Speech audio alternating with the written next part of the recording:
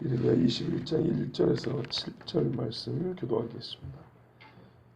여호와께로부터 예레미야에게 말씀이 임하시니라. 시드기야 왕이 말기야의 아들 바술과 제사장 마아세야의 아들 스바냐를 예레미야에게 보내니라.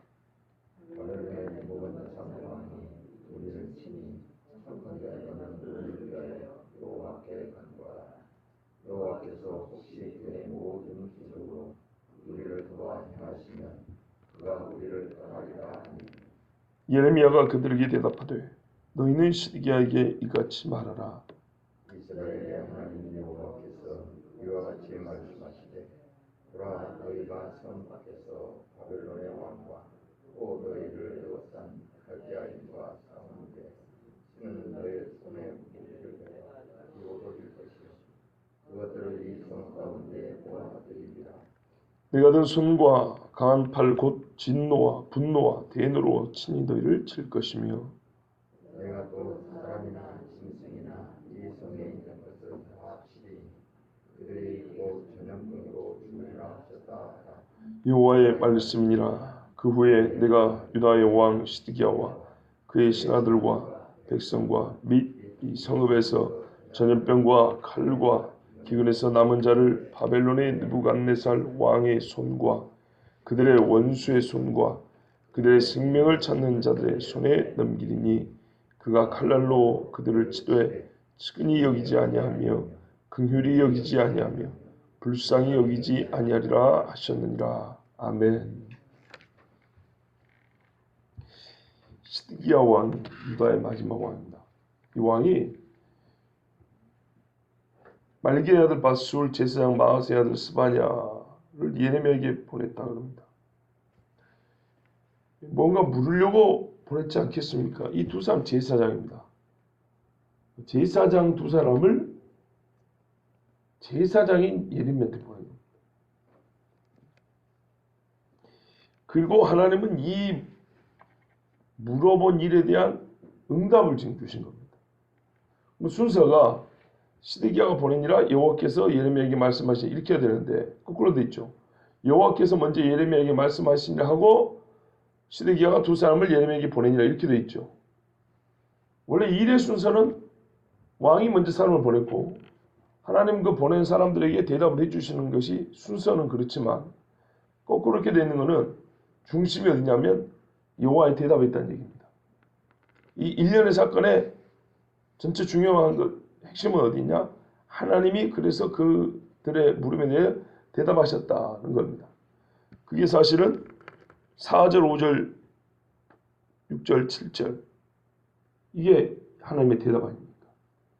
자, 뭐라고 사람들을 보냈냐면요. 이게 뭘 위하여 보냈냐면요. 바벨론 느부갓네살 왕이 우리를 친다는 거예요. 유다를 침공한 겁니다. 이거를 막을 수 없다는 것을 알고 보낸 겁니다. 그럼 바술이 예레미야 때린 사람입니다. 그리고 이 재앙을 선포했다고 예레미야를 핍박했던 사람입니다. 그런데 지금 자기 눈앞에 진짜로 적군이 왔어요. 지금 쳐들어오고 있어요. 주여. 그러니까 왕이 시키기도 했지만 이 사람 얼마나 염치 없는가 한번 봐보세요. 그런 헛소리 그만하고 때리고 가둬놨는데 자기가 왕의 특사가 되어서 예레미야한테 물어보러 가는 신세가 됐어요. 원수가 없는 게 하나님 앞에 있다 그랬죠. 분명히. 시드기야가 뭐라 하냐면 여호와께서 혹시 그의 모든 기적으로 우리를 도와 행하시면 그가 우리를 떠나리라. 기적이 아니면 벗어날 수 없는 환난이란 게 이게 바로 답이 나온 거죠. 근데 여기서 시드기야가 진짜 믿음이 있어서 누굽니까? 예레미야에게 기도를 부탁한 건가요? 아니면 위기만 모면하고 싶어서 기도를 부탁한 건가요? 그렇죠. 위기만 모면하고 싶어서 그런 겁니다. 왜 그러냐? 만약에 진짜로 믿음이 있는 사람이라면요. 예레미야가 이미 답을 말해줬거든요.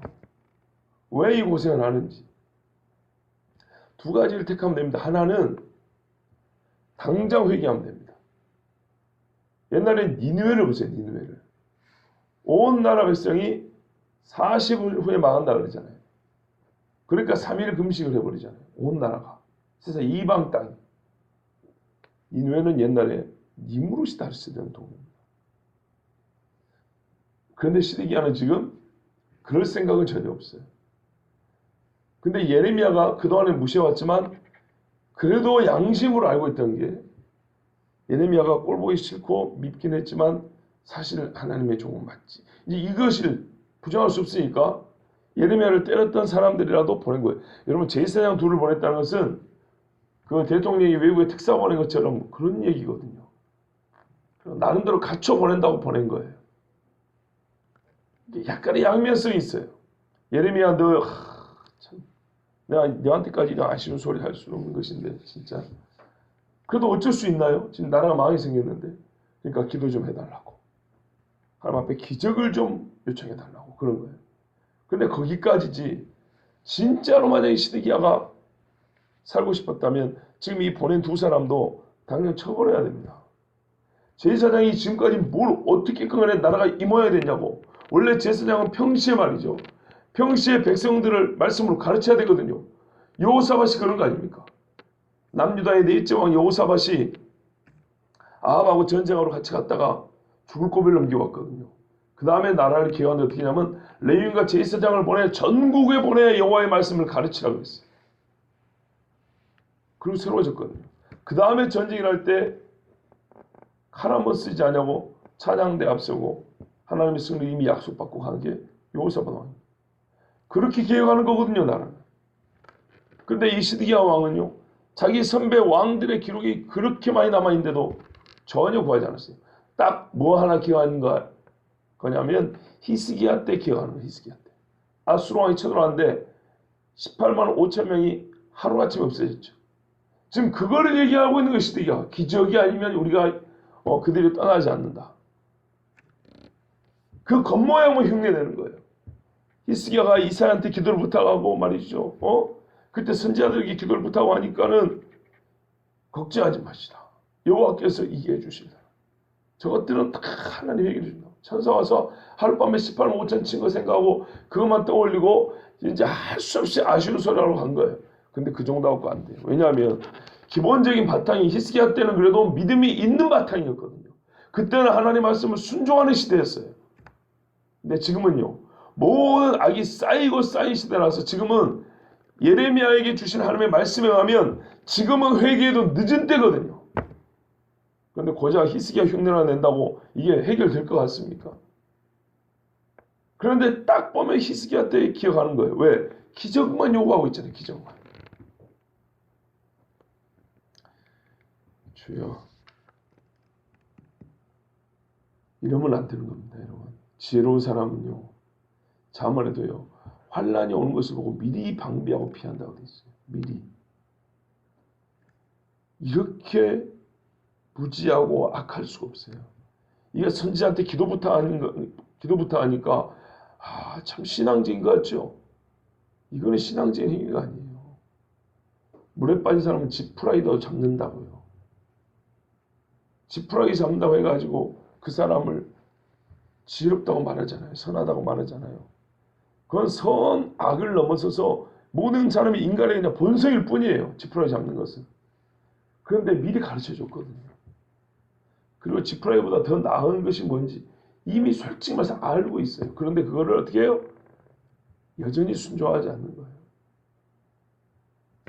이방 니느웨도 회개했다는 걸 알고 그 전에 여호사밧 때도 어떻게 했는지 다 알고 방금 자기 아버지 할아버지 요시야가 뭘 했는지도 알아요.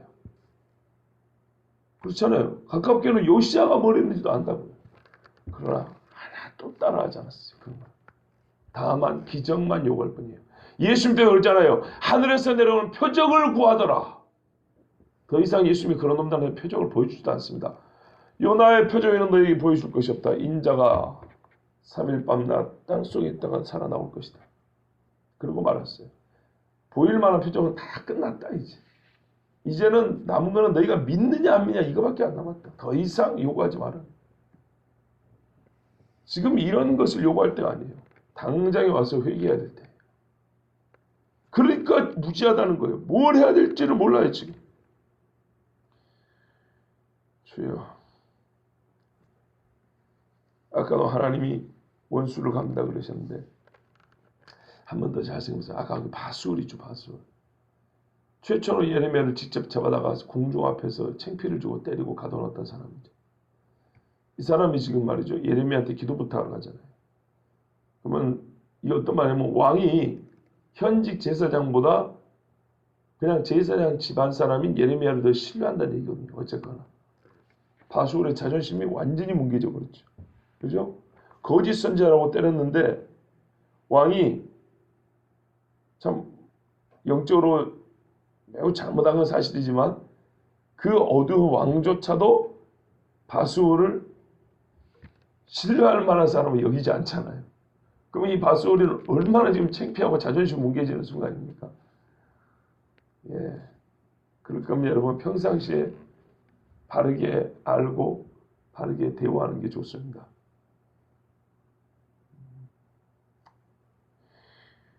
3절에 하나님이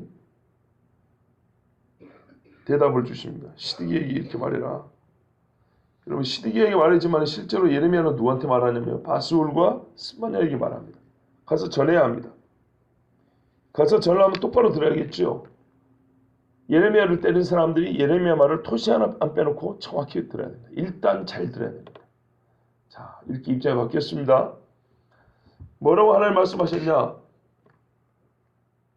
먼저 이거는 4절 처음에 보시면 이스라엘 하나님 여호와께서 주셨다. 이스라엘의 하나님, 아직 이스라엘 하나님이에요. 아직.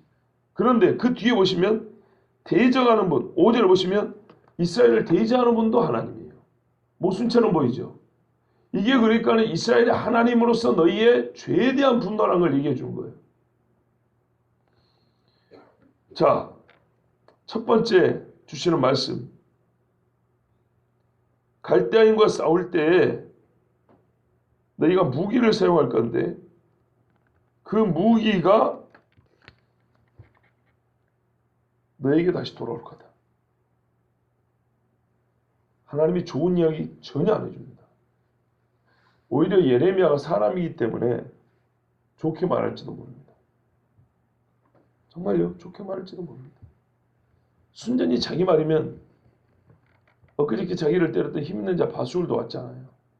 그러면은 사람이 요즘 말로 트라우마라고 그러잖아요. 이게 맞은 기억이 있기 때문에 그렇잖아요. 죄 짓고 경찰한테 두드려 맞은 사람은 나중에 죄 없이 평범히 사는데도 자기 옛날에 잡았던 경찰을 보면 괜히 이렇게 고개 숙이는 것처럼 그럴 수 있는데 예레미야는 순전히 하나님의 말씀이기 때문에 서로 화해의 표시로 좋은 말로 이렇게 가지 않았어요.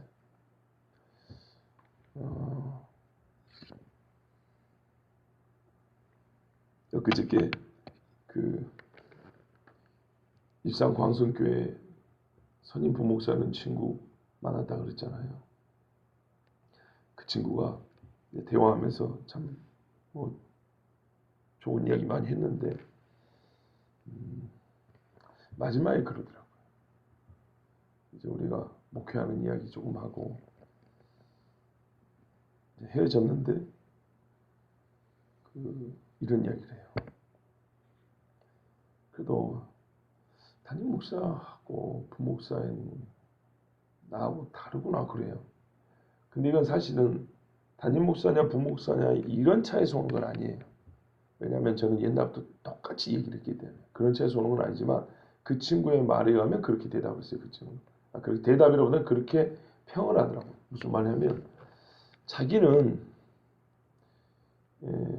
교회 중직자들하고 만약에 대화를 하면 그냥 하나님께서 은혜 주실 겁니다. 복 주실 겁니다.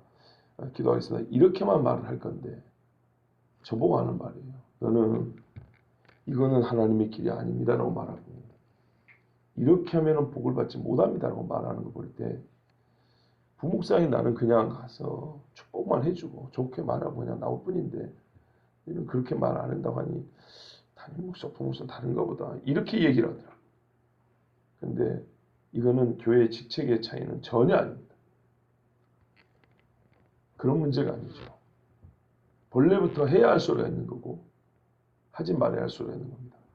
복 받을 일을 한 사람한테는 원 없이 복을 빌어줄 수 있는 겁니다. 그걸 해야 되는 거고요. 그렇지 않은 입장에 있을 때는 절대 복을 빌어줄 수가 없는 겁니다. 왜냐하면요, 우리가 복을 빌 때 결국에는 하나님의 이름으로 복을 빌거든요. 여호와 이름을 망령되 일컫지 마라 그랬어요. 기분 낸다고 하나님이 복 주시고 하나님이 그런다고 되는 문제가 아니에요. 오히려 그 망령된 이 입으로 죄를 짓는 거예요. 성찬식도 뭐라 합니까? 사람이 자기의 죄를 회개치 않냐고 받으면 죄를 더 짓는다 그랬어요. 그것은 단지 목사의 부목사의 문제가 아니고 믿는 자라면, 목사도 아니어도 괜찮아요. 믿는 자라면 성경대로 말하는 성경대로. 지금 보세요. 예레미야가 아주 인간적으로 말하면 이 상황에서 나라가 지금 망하기 전인데 이럴 때 좋게 말해야죠. 그런데 하나님이 주신 말씀 아니랄까요? 이 전쟁이 왜 시작됐는데? 너희가 죄를 지어서 회개치 않음으로 하나님이 지금 심판으로 내린 전쟁, 심판으로. 근데 이게 예레미야가 해서 기분 낸다고 서로 우리가 그래 좋은 게 좋아 이런다고 이게 지금 나아질 문제입니까? 하나님 본인이 이렇게 여지없이 말할까요? 애누리 없이 이렇게 심판을 선고하고 있는데 이게 여기서 말을 바꾼다고 될 문제냐고요. 예레미야 지도 죽어요 이러면. 하나님의 말씀이 너무 무서운 거예요. 끝까지 하나님은 똑같은 말씀 하시잖아요. 너희가 전쟁을 하려고 준비한 무기는 대적을 향해야 되는데 쓰면 쓸수록 그것이 너한테 돌아올 거다 이런 말입니다. 전쟁의 이 무기의 효과를 보지 못하고 어떤 전술, 전략, 전법을 써도 하나 쓸 때 무용지물이 되고 어떤 전쟁의 도구와 방법을 쓸 때마다 오히려 너희들이 당하게 될 거다. 얼마나 무섭습니까? 두 번째는요. 그래서 갈대아 군대가 예루살렘에서 한가운데로 들어올 건데 그냥 그들이 힘이 강해서도 들어올 수 있지만 내가 불러들일 거다. 문 열고 그냥 들어오라고. 이런 식으로 해가지고 그들이 너희를 사로잡을 거다 이런 말입니다. 끔찍하죠. 분명히 알아야 될 것. 5절을 보세요. 소위 왕들의 출전할 때가 일어난 전쟁이 아니요. 그러니까 때를 맞춰서 전쟁 한 번씩 하거든요. 다윗도 왕들이 출전할 때가 돼 전쟁했다는데 그런 전쟁 아니요. 제국의 위세를 높이고 땅이 탐나서 갈대아 군대가 쳐들어온 것도 아니요. 겉보기는 그렇지만 실상은 뭐냐면 순전히 내가 너희를 심판해 죽이려고 불러들인 군대다 이런 말이에요. 각오해라. 이건 여호와의 전쟁이다. 이스라엘 그동안 여호와의 전쟁은 여호와께서 대적을 향해 싸우는 전쟁인데 거꾸로 여호와께서 이스라엘을 향하여 일으킨 전쟁이라는 겁니다. 그러면 이 고통과 삶에 대하여 어떻게 해야 됩니까? 예? 하나님 앞에 지금 당장 금식을 선포하고 회개해야 되는데 과연 이 사람들이 그럴까요? 그건 앞으로 보면 알겠죠. 이 전쟁은 완전히 하나님이 유다와 예루살렘을 대적하여 싸우는 전쟁이에요. 보세요. 친히 너희를 칠 것이며 내가 친히 너희를 칠 것이며 하나님이 소리를 낼 때마다 이제는 갈대아 군대가 힘이 나고요. 하나님이 손을 펼 때마다 갈대아 군대가 막 사기가 진작되고요. 하나님이 나팔을 불 때마다 갈대아 군대가 행군을 하게 되는 거예요.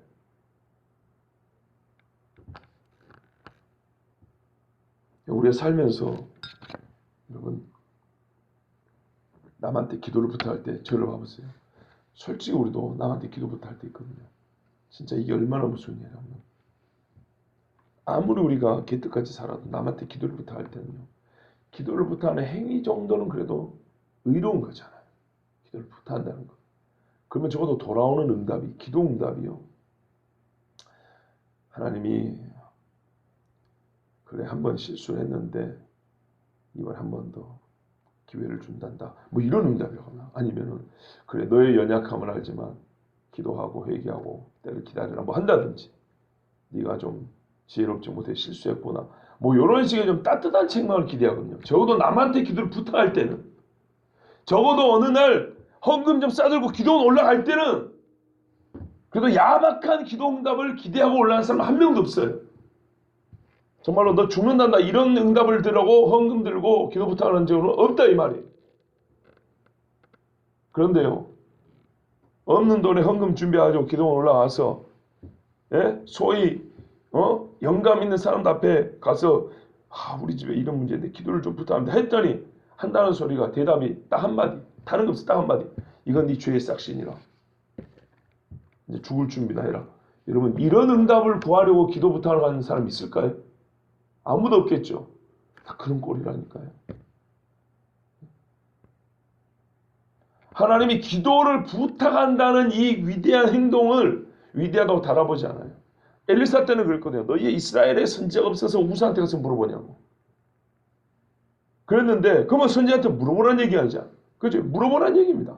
근데 선지자에게 물어보라 했지만 때늦은 이런 행동, 회개하지 않냐고 그냥 뭐 어찌 될까 살려달라는 그냥 고작 기적이나 요구하는 이 정도 행동에는 하나님의 답이 딱 하나예요. 네 죄의 삭시라. 죄의 삭시 사망이다. 이게 하나님의 응답이에요. 여러분 이런 응답을 받는다고 생각해 보세요. 얼마나 무서운 이야기인가. 하나님이 내가 어떤 행동을 했을 때 그거 왜 그러냐고 물어봤더니 딱 한마디 죄의 삭시다.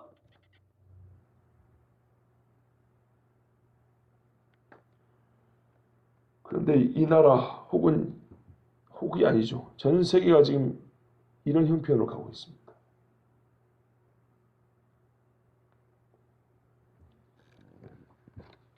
하나님이 치는데요. 6절 보시면 전염병으로 죽여버린답니다. 짐승, 사람 다 쳐버린답니다. 시신 썩는 냄새 맡고 살아야 됩니다. 사람 썩는 냄새 맡아보셨습니까? 조금 맡아보면 그냥 역겨운 냄새가 아니에요. 쏴요. 콧 속으로 싹 쏜다고요. 싹 그 뭐야 홍어 삭힌 거 있죠? 이렇게 싹 쏘죠. 성기표현이 얼마나 많아. 사마가 너의 쏜 것이 어디냐 그랬는데 정확히 맞아요. 냄새가 쏘는 냄새예요. 진짜 화살처럼 냄새가 화살처럼 사람의 이 심장을 싹 쏘는 냄새라고요. 그 시시 썩는 냄새를 맡고 살아야 돼요.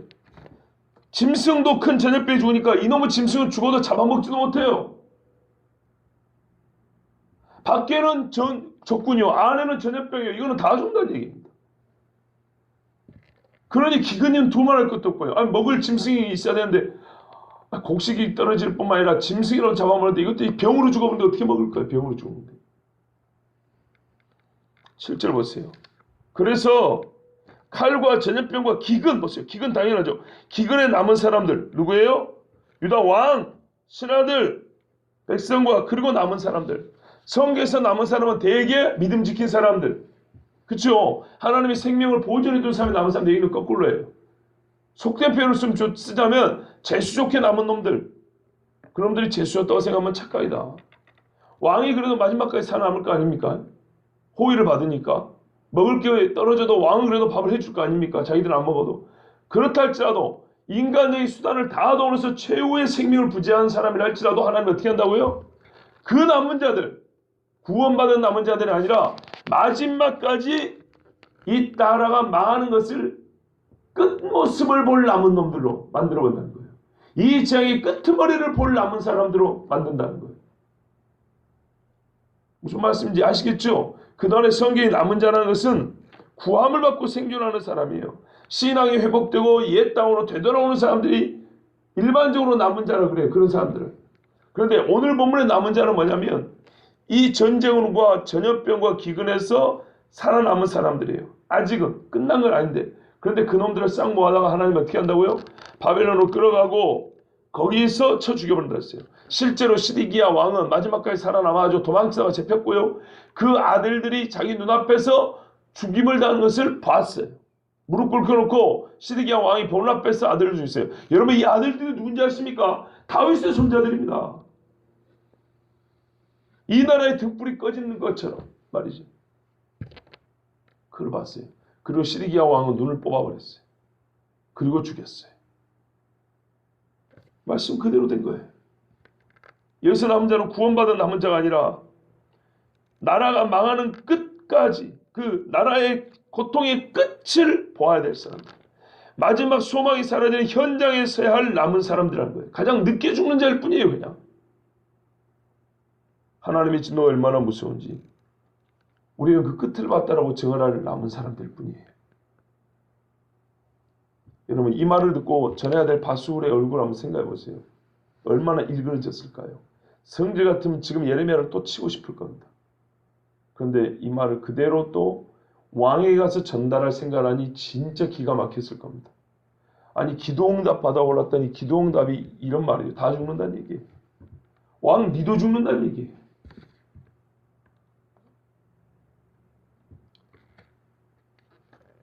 얼마나 이 사람들 부끄럽게 들었겠습니까? 그리고 두렵게 듣고 왕한테 가서 전달할 걸 생각하니 얼마나 당황했겠습니까? 많은 이것이 하나님의 응답이십니다. 여러분, 하나님의 인내를 시험하지 마세요. 로마서 2장에 네가 하나님의 길이 참으심과 용납하심을 멸시하느냐. 이는 하나님의 공의의 판단이 나타날 때 네 머리에 내릴 진노를 쌓는 것일 뿐이다 그랬어요. 고린도전서에도 뭐라 그런다고요? 우리는 그들과 같이 시험하지 말자. 여호와를 시험하지 말자 그랬어요. 저는 진짜 주님 오실 날에 가까웠다는 걸 확실히 믿습니다. 우리는 아직 평온한 중이잖아요. 평온한 중인데요. 어떻게 이거를 보여줄 수 있을까요? 진짜 우리는 말로만 듣는 것보다 뭐 좀 그림을 보면 그 현재 있는 사람들의 간증을 들으면 이게 막 마음에 와닿을 텐데 우리의 신앙생활을 완전히 뜯어고쳐야 될 때가 지금 됐다는 걸 어떻게 이걸 말할 수 있을까요?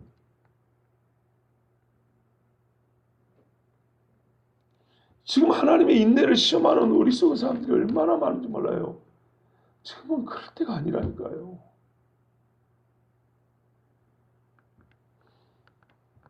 죄인은 혹 그 사람이 기도를 빙자하여 하나님 앞에 묻는 차 할지라도 그 기도는 하나님에 올라가지도 못하고 하나님께 상달되지도 않습니다. 여호와의 귀가 어두워 듣지 못한 줄 아냐. 너희 죄가 우리 사이에 벽이 되어서 못 듣는다. 이렇게 안 듣는다 이렇게 말씀했습니다. 하나님의 손이 짧아서 너희를 못 구하는 줄 아느냐. 너희 죄와 허물이 벽이 되어서 하나님과 너희 사이를 내었기 때문이다. 이렇게 말씀합니다. 사실은요. 너무 쉬워요. 문제가 여러 개가 아니라 한 가지라잖아요. 한 가지. 답이 여러 개가 아니라 한 가지라잖아요. 문제는 죄 때문이요. 해결 방법은 기도예요. 회개하는 거예요. 하나님 앞에. 그게 가장 지혜로운 것입니다.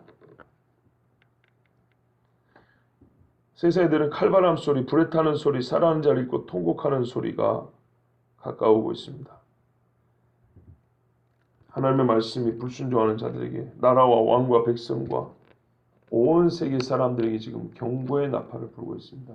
징조는 많습니다. 우리가 보는 TV나 인터넷이나 신문에는 세상에서 세상에게 외치는 소리이기 때문에 하나님의 소리가 거기 담겨 있지 않습니다. 잘 보세요. 하나님의 소리는 강단에서만 들립니다. 뉴스가 천국 뉴스가 어디 있습니까? 9시 뉴스에서 천국 소식을 말해줍니까? 성경을 풀어줍니까? 그런데 믿는 사람들이요. 정말 미안해도 세상 돌아가는 소리는 뉴스에서만 봐요. 성경에서 안 봐요. 똑같은 거예요. 똑같은 거. 성경에서 유일하게 강단에서만 이 시대가 어떤 시대인지를 알려주는 하나님의 음성이 들리는데 세계 최고의 앵커들은 아나운서들 말이죠. 9시 뉴스 그 뉴스를 전달하는 앵커들입니다. 말하면 하나님 나라 소식을 전하는 최고의 앵커들은 이 강단에서는 목사들입니다. 그런데 이 사람들이 하나님이 주시는 뉴스를 원고를 딱 줬더니 이게 하나님 주시는 뉴스라고 딱 줬더니 이거는 덮어놓고 헛소리만 한단 말이에요. 뉴스란 게 뭐예요? 가장 가까운 소식들 아닙니까? 새로운 소식들입니다.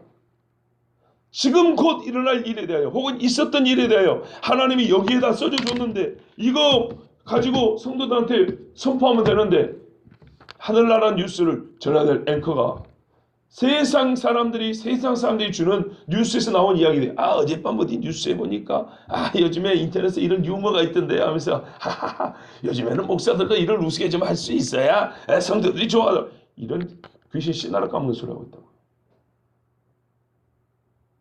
좀 그럴 때가 아니잖아요. 좀 그럴 때가 아니에요.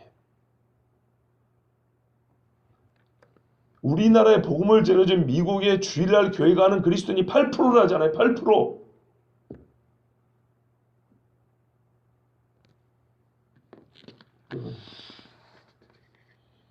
그제 제 친구도 그랬다잖아요. 분별이 인간이 되지만서도 할 수 있는 말은 위로와 축복밖에 없다 그러잖아요. 아닌 줄 알면서도. 아닌 줄 알면 축복이 아니라 경고를 해야 되는 겁니다. 아닌 줄 알면 이거보다 더 나은 지혜로운 방법을 말해줘야 되는 거죠. 그리고 그 소리라도 기쁘게 들을 수 있어야지. 다 자기가 원하는 소리 듣고 싶어하고 그 원하는 소리가 뭔지 우리 인간이기 때문에 다 알거든요. 인지상정이라. 그거 만들어가지고 대충 달짝 찍어낸 것들을 요리해갖고 던져주고 그런다고 항상 앞에 강대상은 듣기 싫은 소리만 해야 되냐? 그건 아니거든요. 근데 제가 말씀드리잖아요. 똑같이 선자에게 물어봐도 히스기야 때하고 시드기야 때는 다르다니까요.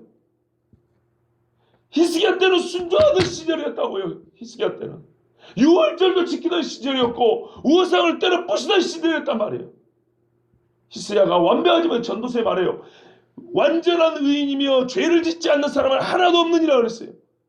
히스기야도 허물이 있죠 당연히. 그러나 그는 하나님의 말씀을 살아가려고 믿음을 지켰던 사람이란 말이에요.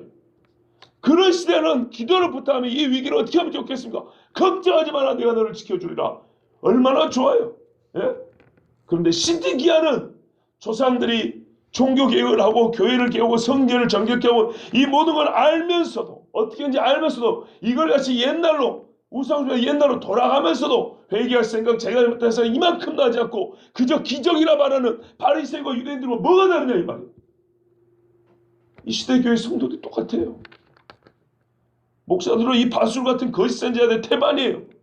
시드기야 시절인 줄 알지만 유다급 무력과 같이 이 세대의 마지막 교회라는 걸 알지 못하고 다윗 때나 되는 줄 알고 솔로몬 때나 되는 줄 알고 곧 있으면 뽕나무가 상수리 나무가 될 것이고 곧 있으면 돌덩어리가 은덩어리가 될 거라고 은을 밟고 다닐 거라고 말이 다 되는 소리입니까? 지금은 그럴 때가 아니에요. 정말 그럴 때 아니에요. 그럴 때는 언제냐면요. 한참 세상의 모든 교회들이 우리 속된 말로 십자가만 꼽아놓은 사람이 모여들 때 이야기예요. 지금 그런 시대가 아니잖아요. 지금 하나님 앞에 기적을 요구할 때가 아니고 무릎을 꿇어야 될 때예요. 본인식을 해야지만 더욱 그래야 될 때예요. 예레미야가 인간적으로는 딴소리 하고 싶겠지만 하나님은 철저히 봉사하셨습니다. 딱 이것만 전하라고 했어요. 우리는 일관성 있는 하나님을 봅니다. 맞아요. 하나님이 일관적인 분이에요. 사람과 왔다 갔다 해도. 유다 말기에 회개하지 않고 수백 년을 지낸 이 백성에는 하나님이 이 말밖에 해줄 말이 없어요. 천지의 한 분뿐인 하나님 여호와는 항상 공의로우시고 같은 말씀을 하신 분이에요. 그러므로 문제는 사람이 달라져야 된다는 것입니다. 여러분, 하나님의 긍휼은 언제나 있습니다. 아직 남아 있습니다. 죄인은 회개하면 되고요. 의인은 하나님 앞에 찬송하고 더욱 순종해 나가면 됩니다. 하나님이 친히 대적하여 싸운답니다. 하나님이 친히 교회를 대적하면 어쩌실랍니까? 분명히 알아야 돼요. 지금 망하는 교회들 중에는요. 그들이 주님 앞에 하나님의 인내의 때를 헛되게 보냄으로 말미암아 하나님이 그 교회를 무너뜨린 거예요. 너희 같은 놈한테 내 이름을 맡길 수 없다고 무너뜨려버린 거예요. 분명히 아셔야 됩니다. 영적으로 눈을 떠서 보면 부정할 수 없는 사실이에요. 옛날에 제가 그랬다니까요. 교사하고 2년 하다가 그만두겠습니다. 제가 군대도 가야 되고 그랬더니 우리 전도사님이 그랬다니까요. 내가 몇 번 말씀드렸죠. 잘 봐라. 사람들은 자기가 힘들어서 봉사도 그만둔 자니 아니 하나님이 네 같은 놈 안 쓰겠다는 얘기야. 그따구 정신으로 교회 봉사한다고 나 너 안 써 이런 말이야. 나는 청년 때 그렇게 배웠어요. 그리고 그 말이 하나 부인하지 않고 불쾌하지도 않았어요. 맞다 그랬어요. 돌이켜보니 내가 교사를 엉망진창으로 했더라고요. 진짜예요. 아르바이트 한다고 2달을 빵꾸 냈거든요. 정말 먹고 살기 힘들었어요. 밤에 일을 했기 때문에 그랬어요. 내가 밥 먹을 돈이 없어가지고 한 일이었어요. 그러나 그 덕에 피곤해서 주일날 2달을 내가 맡겨진 애들을 가르치 못해요. 그러면 내가 변명수해. 내가 밥을 못 먹어서 그런다고 진짜로. 내가 아르바이트하고 내 동생까지 먹여 살렸다고. 나한테 얹혀 사는 친구를 먹여 살렸다고. 그 2달에 그런 시간이었다고. 그러나 하나님 앞에 변명하지 않았어요. 청년 한인과도 변명하지 않았어요. 고개 딱 숙이고 맞습니다. 그러고 물러났어요. 우리 조사님 야박하죠? 하나님이 네 교사하지 마라 그러는 거라고. 그런 정신으로 교사 안 시킨다고. 그러나 나는 진짜로 한마디도 불평하지 않았어요. 맞습니다 하고 고개 숙여 나왔어요. 이런 자세가 필요한 때입니다. 지금은 하나님 앞에 우리가 숙여야 될 때예요. 지금이라도 순종하고 회개해야 될 때입니다. 기도하겠습니다.